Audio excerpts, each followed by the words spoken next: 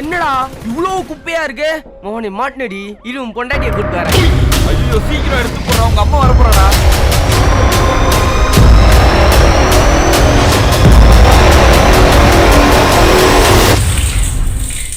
Motor off பண்ணு.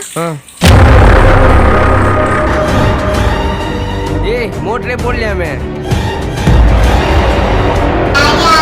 அடி என்னடா என்னடா உச்சா போய் வச்சிருக்க? உங்க அம்மா வர வராளே.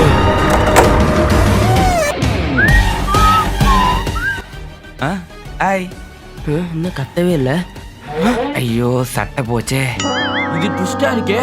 டேய் இதெல்லாம் என்னடா ட்விஸ்ட்?